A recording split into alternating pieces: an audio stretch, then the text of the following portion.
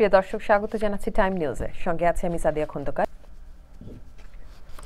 বাংলা পত্রিকা ও টাইম টেলিভিশনের senior reporter শিবলি চৌধুরী কায়েস ও সাবিনা বাহার Luna Chowdhury দম্পতি এবং তাদের পুত্র শাহরোজ চৌধুরী শানকে অভিনন্দন জানিয়েছেন বাংলা পত্রিকা ও টাইম টিভির সংবাদকর্মী এবং সিনিয়র সাংবাদিক ও কমিউনিটি লিডাররা।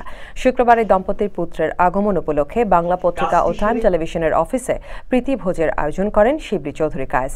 সেখানে তাকে অভিনন্দন জানাতে বাংলা পত্রিকা টাইম টিভি পরিবারের সাথে নিউজ রুমে সমবেত হয়েছিলেন বাংলাদেশ সোসাইটির সাধারণ সম্পাদক আব্দুল রহিম হাওলাদার, সাংবাদিক নিনি ওয়াহেদ, সাংবাদিক শিহাবুদ্দিন কিসলু, একুশে টিভির বিশেষ প্রতিনিধি ইমরান আনসারি, সাপ্তাহিক কাজকালের হাসানুজ্জামান সাকি, বাংলাদেশ সোসাইটি অব ব্রঙ্কসের সাবেক সাধারণ সম্পাদক এ ইসলাম মামুন সহ অন্যান্যরা। সবার ভালোবাসায় সিক্ত হলেন নতুন পিতা ও পুত্র। শুভেচ্ছা অভিনন্দন জানানো ছাড়াও নবজাতকের উপর বর্ষিত হল সবার হৃদয় ছোঁয়া শুভাশিস। আমি খুব খুশি হয়েছি যে আমার সন্তানের সুখে থাকুক এটাই। আর বাকি আছে আমাদের সবাইকে ধন্যবাদ, বিশেষ করে বাংলা পত্রিকা এবং টাইম টিভিকে যে আমাকে একটা অনুষ্ঠান ধরে নিয়েছে। আসার পরে যখন বুঝতে পারলাম যে এরকম একটা অনুষ্ঠান, বুঝতে পেরে আমি মনে করলাম চলে যেতাম, আমি থেকে গেলাম। ভালো লাগছে এরকম একটা পরিবেশে এরকম একটা অনুষ্ঠানে আমি অংশগ্রহণ করতে পারি। না বললেও এটা অপরাধ হয়ে যায়। বাবা আমি হইনি, কিন্তু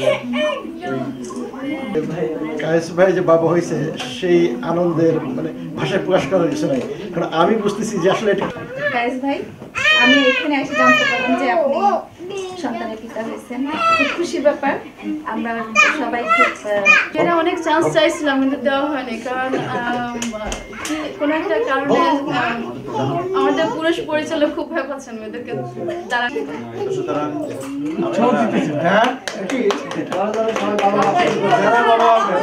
আমরা আনন্দ সাগরে ভাসতে এসেছি এখানে, কারণ বাবা হওয়া, মা হওয়া আসলে অনেক আনন্দ যেগুলো পৃথিবীতে আছে, সেই আনন্দগুলি একটি হচ্ছে। আমি বলার ভাষাটা হারিয়ে ফেলেছি। জি, চোটার মেয়ে আমার বাবা মারা গিয়েছেন 2011 সালের।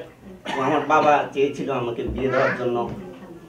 ন্যাচারালি আমার আত্মীয় স্বজন, বন্ধু বান্ধব, কাজিনরা আমার আগে বিয়ে করেছে। আমি সবসময় কাজ পাগল ছিলাম।